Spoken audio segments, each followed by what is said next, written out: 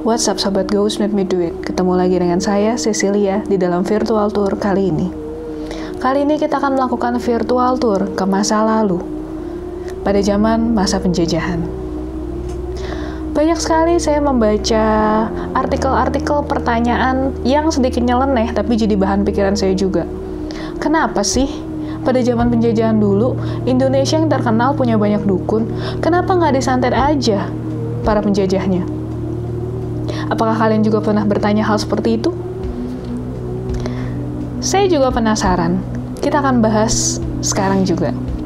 Duduk yang manis dan saksikan episode kali ini sampai selesai.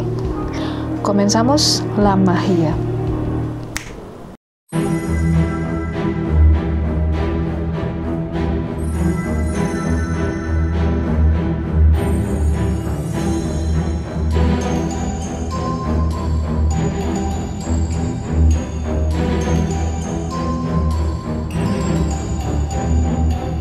Pernah gak sih Sobat Ghost Make Me Do It mikir kalau gimana caranya rakyat Indonesia cuma dengan sebuah bambu runcing bisa mengalahkan pasukan-pasukan penjajah yang menggunakan senjata-senjata yang cukup canggih, bahkan punya granat, punya segala macam.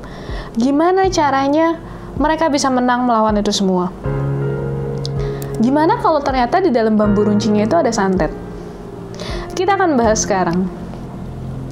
Indonesia dari zaman dulu sampai sekarang memang paling terkenal dengan santetnya. Dan bahkan kalau kalian mau tahu, banyak petinggi-petinggi dari luar negeri yang datang ke Indonesia untuk belajar ilmu santetnya.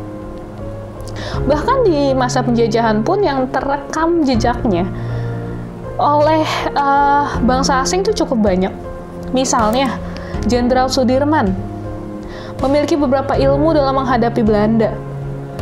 Saat perang gerilya misalnya nih, pas beliau ngacungin keris ke arah tanah, dan seiring dengan jatuhnya keris, itu tuh pesawat Belanda, itu langsung yang tadinya ngincer Jenderal Sudirman, itu langsung putar balik.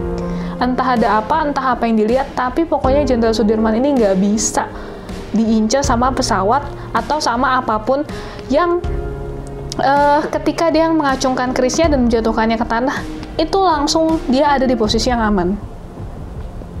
Kedua, kalian tahu kisahnya Sultan Hamengkubuwono IX yang katanya dia bisa ngebelah dirinya untuk mengacaukan tentara Belanda. So that's it. Tapi, percaya nggak sih kenapa Belanda sampai saat ini tetap nggak bisa disantet dan kemerdekaan kita diperoleh bukan karena santet? Jadi sampai sekarang nih nggak ada pembicaraan, negara lu kisah merdekanya gimana? Kita menang pakai santet. Nggak ada kisah kayak gitu. Kenapa? Kita akan bahas beberapa faktornya sekarang. 1. Kalau kalian pernah dengar semboyan Gold, Glory, Gospel, di mana artinya mereka merampok emas, menguasai daerah, dan juga membaptis. Hal ini dilakukan dengan sangat terperinci dan dengan sangat teliti, sehingga tidak cuma dapat gold, dapat lahan, tapi mereka juga dapat umat. Istilahnya, mereka nih sampai dicuci otaknya hingga nggak percaya lagi pada adat istiadat yang selama ini mereka percaya, salah satunya santet. Jadi, daerah-daerah yang sudah dikuasain sama Belanda ini, sama penjajah negara apapun ini tidak lagi menggunakan santet sebagai senjatanya, karena menurut mereka santet memang tidak ada. Berdasarkan atas hasil cuci otaknya dalam semboyan Gold, Glory, Gospel ini. Itu nomor 1. Masih agak sulit dipercaya kan? Gimana kalau kita lanjut ke nomor 2? Nih, yang namanya santet cuman bekerja untuk satu target yang jelas dan tidak bisa untuk khalayak luas. Untuk menyantet satu orang aja itu butuh tenaga yang begitu besar. Dan itu hanya bisa fokus ke satu orang saja. Dan yang pasti, sifatnya santet adalah balas dendam. Jadi semakin kamu punya amarah di hati kamu, semakin seorang dukun itu bisa ngolah energinya untuk menyampaikan santetnya itu. Jadi semakin kamu marah, semakin kamu dihina, semakin kamu disakiti, itu semakin manjur santetnya. Sedangkan kalau untuk pasukan Belanda, siapa yang mau kamu fokusin? Kenal juga enggak.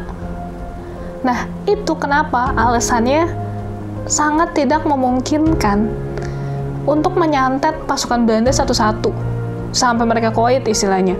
Tapi yang nomor 3 nih, ini yang cukup kontroversial. Jadi sebenarnya dari beberapa sumber bacaan yang saya baca, sebenarnya banyak loh petinggi-petinggi Belanda yang kena santet, tapi itu tidak dipublikasikan. Jadi kalau misalnya untuk kasus ini make sense banget ya. Kenapa? Karena mereka kenal dengan salah satu petingginya. Misalnya si petingginya ini namanya misalnya John. Mereka kan kenal si Kapten John ini siapa dan sebenci apa mereka sama si Kapten John ini. Itu bisa disantet karena yang disantet cuma satu orang. Jadi makanya kenapa yang kena rata-rata petingginya, karena yang paling terkenal cuma itu. Oke, sekarang kita lanjut ke nomor 4.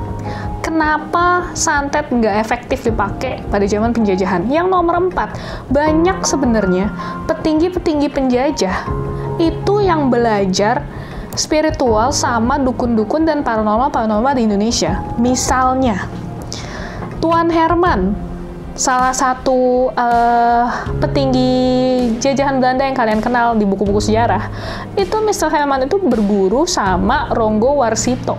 Ronggo Warsito itu pada zaman dulu seorang paranormal terkenal banget, yang kerap disejajarkan dengan Jayabaya dalam keahlian meramalnya. Jadi, si Tuan Herman ini, dia akan kebal santet karena dia, let's say, punya ilmu, dia berguru dengan paranormal lokal, dan paranormalnya itu nggak paranormal sembarangan gitu. Terus, sekarang kita akan masuk ke poin inti di nomor 4. Kenapa sih bisa bambu runcing mengalahkan senjata-senjata modern punya Belanda? Nah, oke, kita bahas dulu begini. Kalian pasti sekilas akan terpikir kalau di bambu runcing itu ada jinnya, ada semacam santetnya yang bisa bikin penjajah baik Belanda maupun Jepang itu langsung menyerah, langsung kalah. Nah, sekarang kalian pasti otomatis akan mikir kalau di bambu runcingnya itu menggunakan jin atau menggunakan apalah, pokoknya intinya supaya si bambu runcing ini kelihatan mengerikan dan mematikan banget. Jadi kalian pasti berpikir kalau sebenarnya penggunaan bambu runcing ini udah salah satu aspek dari penggunaan santet pada zaman penjajahan. Padahal enggak loh, salah. Jadi sebenarnya bambu runcing ini hanya sebuah permainan mental. Jadi banyak artikel-artikel yang bilang kayak gini, bahwa penggunaan bambu runcing itu hanyalah sebuah tipu muslihat, padahal target yang digunakan bukan untuk membunuh. Bambu runcing itu bukan digunakan untuk menyerang, tapi digunakan untuk merebut senjata Belanda. Gimana caranya mereka merebut? Caranya, mereka ngeruncingin bambu. Terus, bambu itu dimasukin ke dalam kotoran sapi dan dibakar sampai ujung bambu runcingnya itu hangus. Jadi dimasukin ke antara kotoran sapi atau kotoran kuda dan dibakar sampai hangus. Jadi hal itu dilakukan untuk nakut-nakutin tentara. Kalau misalnya mereka ketusuk, mereka tuh nggak cuman dapat luka di luar doang, tapi mereka bisa kena tetanus. Jadi sebenarnya bambu runcing ini nggak ada hubungannya sama sekali dengan santet.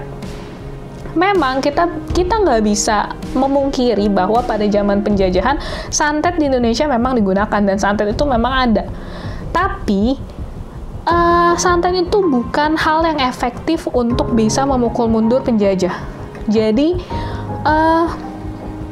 istilahnya, segala sesuatu yang kita lakukan untuk merebut kemerdekaan Indonesia ini tetap dilakukan dengan cara-cara yang menggunakan hal yang nyata, logika, strategi perang, dan segala macamnya. Kita memang nggak bisa memungkiri di negara-negara lain semacam Thailand, mereka tuh juga menggunakan santet untuk mengurangi dampak dari penjajahan tersebut. Misalnya di daerah yang mereka pertahankan, biasanya mereka pakai santet, di mana kalau ada penjajah masuk itu langsung diserang sama lebah. Kalian bisa baca lebih lengkapnya itu nanti di googling, mungkin kalian bisa baca lebih banyak. Tapi yang saya coba tunjukkan di sini adalah satu, santet tidak bisa untuk ditujukan untuk sekian banyak orang yang tidak kalian kenal secara nyata. Mungkin santet bisa dipakai untuk nyerang satu, misalnya let's say perusahaan, tempat makan, restoran, itu bisa. Tapi untuk lebih luas lagi itu sangat sulit dan butuh banyak banget energi untuk kalian bisa menghancurkan tempat itu, menghancurkan let's say satu kota, satu negara.